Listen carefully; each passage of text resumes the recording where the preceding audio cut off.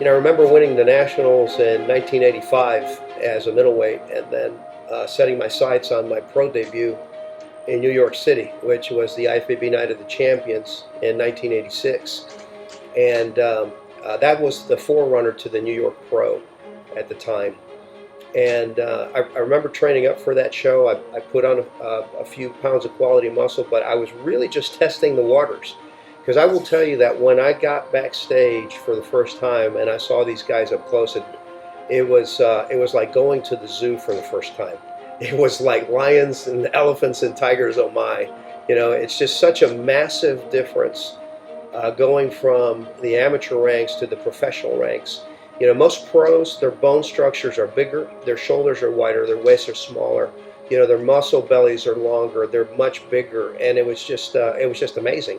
And I had no idea how I would do against that lineup. I was actually competing against guys that I had seen in muscle magazines for years. And so it was a bit. I wouldn't call it intimidating, but it was a bit like, well, we'll see how I stack up against these guys.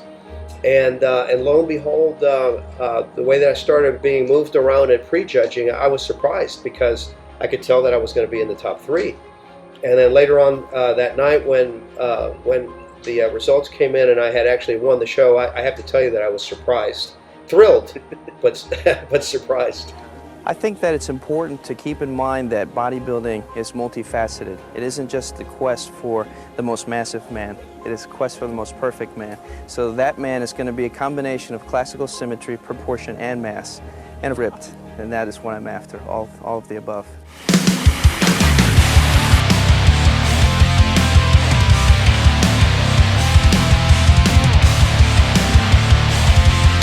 No, yeah, I mean, I'll touch on what he was talking on, amateur to professional. Obviously, I haven't ticked the box of first professional contest yet, but, him talking about going backstage for the first time and seeing, like lions and tigers and bears and stuff, 100% agree. The first time I ever went backstage at a pro contest, that's what it was like. But, because, thank you, he's awesome, that was a long time ago. So I've been fortunate enough to be backstage at a lot of pro contests. I've been fortunate enough to help out, Pat at this last Arnold, got to see all the guys backstage at the Arnold, so I've seen the best of the best up close. And, it's funny, I always tell people, at first it was very discouraging seeing them up close because it's like, holy crap, how am I ever going to get there? And then, it's like it was like a decade ago, right? And, every single year that goes by, it's like, okay, it's a little more, I can do that, okay. It seems a little more possible, and, it's like, and now, seeing people backstage at pro shows, it's like, okay, I can get in this mix. So it's given me some confidence getting to see people before, I'm heading to my first pro show. And I think that's a big difference, because even if I hadn't been backstage at a pro show before, the day and age we live in, it's very open. Everyone's very accessible. You can kind of see what people are working with. Now, I know Instagram pictures are different than real life. We all know that. But, it's like people don't just come out of nowhere and like come out from the woodwork and, just decimate people anymore. Typically you know about people and typically you know who's going to be, like good heading into a show. Yeah, and then another, parallel that he talked about, that I'm definitely has been on my mind a lot was, he said, I've been, I competed against all these guys I was seeing in, like, the muscle magazines. Well, me, I'm going to be getting on stage with, people that I've been following, since I was in high school on the bodybuilding forums, So, same thing, just different age. There's a lot of guys, that are still doing it well, that, were getting started or had been established already, when I was 18 or 19 years old. So, it is going to be a little bit surreal in a very cool way, getting to stand shoulder to shoulder with a lot of those guys, and that's something I'm really looking forward to. It's not like one of those things like everyone that I looked up to when I first got into the sports, done and gone. A lot of them are still doing it, so it'll be cool to get to do it with them, be part of that brotherhood. I'm looking forward to that a lot.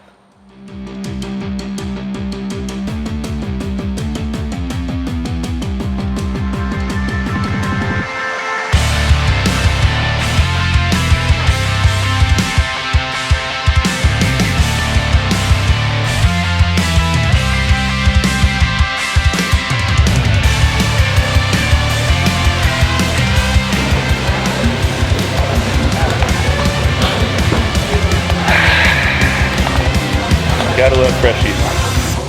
Gotta love the fresh. Push day. What I enjoy doing is helping people, not, like in a personal training standpoint, but, teaching people how to fish, if that makes sense. Instead of giving them the fish, teaching them how to fish. And, really, getting into the in-depth, like, exercise cues and biomechanics and stuff is something that I really enjoy and that I get a kick out of, and that really is what I feel is responsible for completely transforming my physique in the last 2 or 3 years. So, being able to kind of impart that and pass it on and, have people really buy into it and like it and receive a lot of positive feedback has been a very, very cool thing. Last weekend in Dallas, we were on that Incline Prime, which is by far my favorite incline machine made. This week we're on the seated Arsenal flat chest press, and this is probably by far my favorite flat machine variation. So you'll see what we do here. We'll work up to a heavy straight set, and then we'll actually do the back off set. We'll actually add bands. Shout out Brad Holt at Arsenal Strength for sending me a restock. But yeah, we'll do the back off sets with bands. So I love this machine.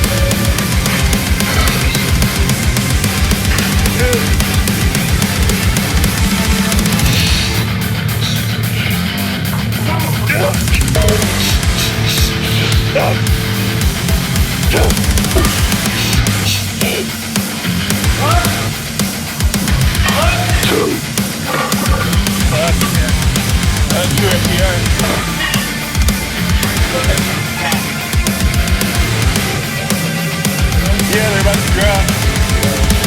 Come on, B. Go. Perfect. Let's go. Come on. Go. Good. 2 weeks ago, the last time, or 10 days ago when I did this, I did 7.5 plates for 15. So today I went up to 8 plates. I only got 5 reps, but I need to move up. So that's why I turned into a rest pause set. So I'll do the rest pause until I get closer to 10, and then we'll figure out what to do from there. So that's why my top set was a little bit different, was because I'm somewhere in the middle of the weight of where I should be using in this machine.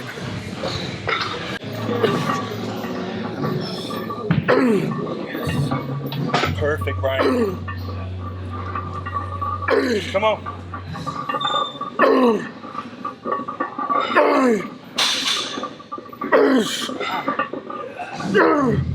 Go. Own it in the hole. Don't let it take off. Go. 2. He's 2. Go. One more good one. One more good one. Come on, Ryan. Press. Press. Press. Good. When we're warming up, the only goal that we have is to safely reach our top weight with as little energy expenditure as possible, while priming the neural pathway and while priming all the muscle to move and really having the exercise and the motion locked in. So what does that look like? With lighter weights like the 1 plate and the 2 plate, we really play around with the tempo. We really do slow negatives. We really feel the muscle working. We do higher reps. We really actually use the weight to put some blood in the muscle. When we get up to, the 5, 6, 7 plates, because I'm going to work up to 8 plates for my top set. So I know that. I've worked in this machine before. That's pretty key to this, actually, is knowing the weight you want to work up to. If you don't, that makes it a little more difficult. But this is an exercise we do very regularly and one that I track, so I know what I want to end up at. So as the weight goes up, the reps go down, and they go from being, like feeler reps or put blood in their reps, or, just like slow altered reps, to exactly like you want to do them on your top set. Practice like you play it with the heavier loads that are still sub-maximal. We want to do the reps exactly like we want to do them for our top set. So everything's locked in. The tempo is what we want on our top set. The only thing that's not there is the load. So when we work up to the top set load, we're ready to rock and roll. The previous sets before the top sets, especially the one right before, I'll probably end up hitting 6 or 7 plates, but I'll only end up doing 2 or 3 reps. Like I said, the goal is to get to the top weight safely with as little energy expenditure as possible. I don't want to do any work before it's actually time to work.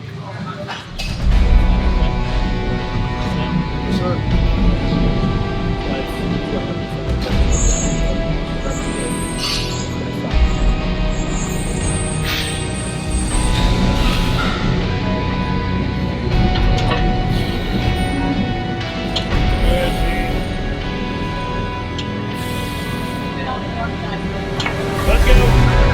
Oh! Another one. One more. Good. To be perfectly blunt, I'm not scared, like, at all. You know, I've done my homework. I know I have what it takes to do well. I know it's just on me to execute, and I like that because I know I can execute. So, I mean, it's just a matter of me keeping my head down and, you know, taking care of business and coming in like I need to. And I think I'll do very well, you know.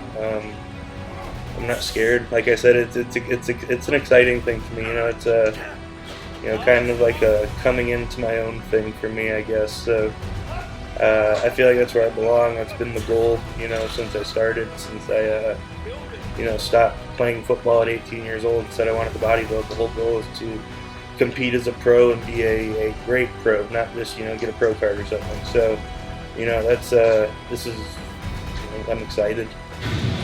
There we go. Shoot a fucking beat me. Come on. Good.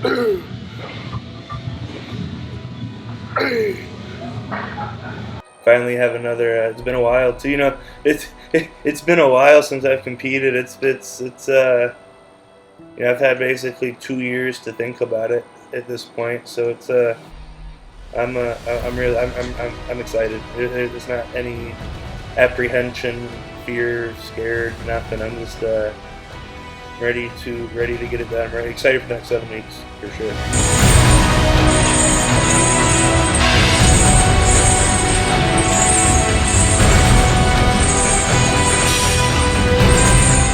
I'll tell you this: he has size, he has symmetry. He's got a small waist. He's got wide shoulders. He's got a complete physique.